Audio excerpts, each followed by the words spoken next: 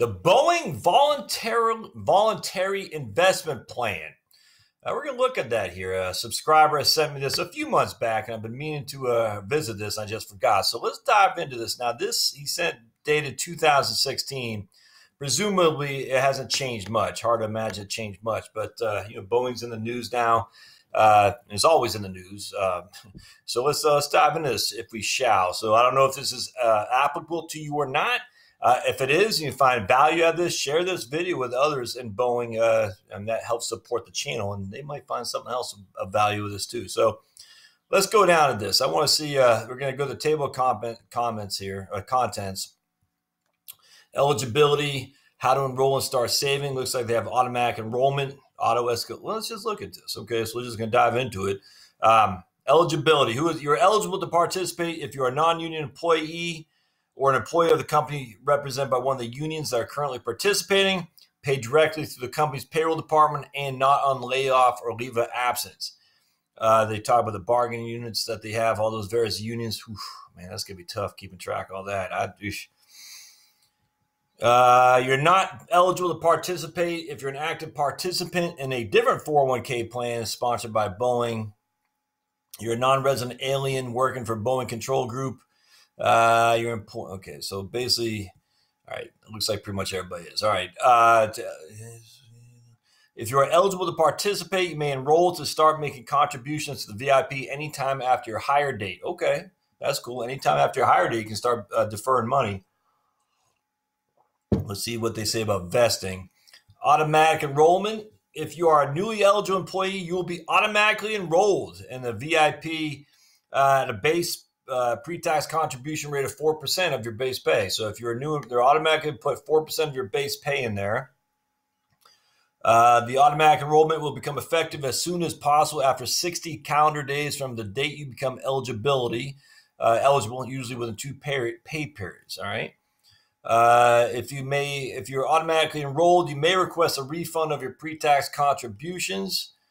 Let's see how they imagine. Okay, a refund of your. Okay, gotcha. Doesn't say how they actually invested, though. I wonder if they just put in cash. Auto escalation. This feature applies to certain eligible employees who are automatically enrolled in the VIP and do not change their default pre-tax contribution rate. Under the feature, if you have been automatically enrolled by December 31st and you do not change your pre-tax contribution rate, the VIP will automatically increase your contribution by 1% of your base pay on April 1st of the following year. As long as you do not change your pre-tax contribution rate, it'll automatically be escalated by 1% annually each year. Okay, so just try to keep up with inflation. How to designate a beneficiary, I'm not going to go over that, but just make sure you do. Please, for the love of me, make sure you do. All right, contributions, employee contributions. You may contribute from your paycheck in the form of pre-tax contributions or Roth contributions. Fantastic. So that's what you want to do. You want to do Roth contributions for sure. You may make contributions from your base pay and, if eligible, from your incentive payment as well. Okay. The amount of money that you contribute to the VIP does not affect your pay for purposes of calculating any applicable pension, life insurance, and disability benefits. All right. Pre-tax contributions by IRS limits. Yep. Roth contributions. That's fantastic. Let's see.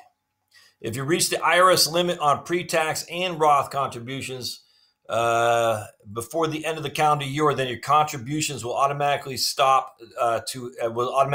to after-tax contributions for the remainder of the calendar year. And that's actually pretty good to know. So just remember, I think it was $19,000 this year, $24,000 depending on your age. $19,000 if you're under 50, $24,000 if you're above 50. So if you do $24,000 at your Roth, well, you're maxed. And so anything after that will be after-tax contribution. It's still worth it to have. It's just it won't be Roth. It won't be tax-free. And you won't get a tax deduction, and you will potentially have income. You have to income tax when you take distributions out on the gain, not on the principal, because you already pay tax on the principal. After-tax contributions, you may elect to have after-tax contributions to your VIP account from your base pay. They cannot be made from your incentive payment. They're deducted from your paycheck after federal and, if applicable, state income taxes have been withheld. That means they're taxed as current income when made. Yep. They are also subject to FICA and Medicare taxes as well. Because your after-tax contributions are taxed as income when they're placed into your account, only investment earnings on these contributions will be subject to federal and state taxes in the future when they're distributed. Catch-up contributions, I'm not going to go over that because you can figure that on any 401k. Company contributions to the VIP. To help you save for retirement, the company may make contributions to the account if you're eligible. They'll be described in the contribution summary appendix. All right. The annual IRS. Okay, so we just talked about the limits there. Limits on catch-up. Yep. Limits on total contributions. All right. Okay, here you go. Your entire account in the VIP is 100% vested at all times. That means you have a non-forfeitable right to receive 100% of your account except as listed below. Your entire account. That tells me like everything they put in means you're fully vested. It says your entire account. It doesn't say your contributions are vested. It says your entire account. That means you have a non-forfeitable right to receive 100% of your account. Wow, okay. Except for a tax levy quadro, a qualified domestic relations order. You request it, okay. Doesn't say anything about vesting. Let's see, top A, okay. Well, that's interesting. It looks like you're fully vested. Investing in your contributions. All right, you may decide to take what, okay. If you do not choose how to invest your account, it'll automatically invest it in the life cycle fund based on the date of your closest to your expected retirement year, okay. And here we go, the qualified default investment alternative. So basically the IRS has allowed these companies to put you in a life cycle fund based on the closest date to your expected retirement year as fiduciary standard, to meet the fiduciary standards that is diversified, low fees, based on your age. So basically, if they're automatically enrolling, which they are, they're going to automatically put you in a life cycle fund that is the closest one to your expected retirement year. All right. Okay, they're just telling you none of the investments are guaranteed. We get that. Investment advice service. Investment advice service is available to help you make investment your decisions. The service is provided by Financial Engines, which is through Edelman now. More information regarding investment advice is for a fee. And off the top of my head, I can't remember how much the fees were. Not that expensive, but I did a video on that. Just look up Edelman, or my take on Edelman. Automatic rebalancing. The investment allocation in your account may become out of alignment with your prior investment election, as some investments may grow faster than the others. You may set your account to automatically rebalance periodically. That's definitely what you should do. You can change how new contributions are vested, or redemption fees. All right, let's just keep going down. The stock fund. You may invest in the Boeing stock through the VIP stock fund. You're not required to invest any portion of your account in the stock fund. Invests assets almost entirely in Boeing stock and seeks to track the performance of the Boeing stock. I'm not a fan of that. I've never been a fan of investing that your company you're working for. Way too much risk in one portfolio. I mean, you work there and you got your stock there. So the company goes belly up. Not only are you getting your job laid off, but you're going to lose out on the stock because it's gone belly up. So don't do that. Just diversify, man. You are entitled for voting rights for the shares of Boeing stock allocated to your VIP account. Don't bother. you don't have anywhere near what the board of directors and all the hedge funds and bigwigs have. So just don't even bother with it. All right. So the named fiduciary investment manager for Boeing stock fund is Evercore Trust Company, independent fiduciary responsible for deciding if Boeing stock fund should remain as an independent fund under the VIP. All right. So that's fine. All right, here we go, loans. The VIP provides eligible participants with the flexibility to borrow a portion of their account, certain subject limits. All right, that's good. Withdrawals while employed. The VIP allows following withdrawal types while you're working for Boeing. Withdrawals of after-tax contributions, withdrawals of rollover contributions, and you can see all that hardship. Don't be very, very careful before you do a hardship withdrawal, I'm telling you, because a lot of times they won't add your if you do a hardship withdrawal, they won't make matches to your future contributions. So I'm not a fan of that. All right. Withdrawal after tax. Okay. Withdrawal of after-tax contributions. If you elect to withdraw of after-tax contributions but are not rolling it over to an IRA or another plan, 20% of the taxable portion, your investment earnings, will be withheld for federal taxes. All right. In addition, a 10% early withdrawal tax if you're under the age of 59 and a half. All right. So withdrawals, company matching. Okay. Hardship withdrawals right here. I want to see you may withdraw only up to the amount needed to satisfy your financial need, plus an additional amount to cover federal and state tax withholding. In most cases, you will owe regular income tax on the taxable portion plus 10% early penalty tax. Yeah. They talk about eligible hardship rules. All right. I just want to see if they say anything about certain restrictions may apply to hardship rules. So you just got to be careful for that. Right here. If you do take a hardship withdrawal, you must stop all contributions to the VIP if discontinuing contribution could satisfy the financial hardship.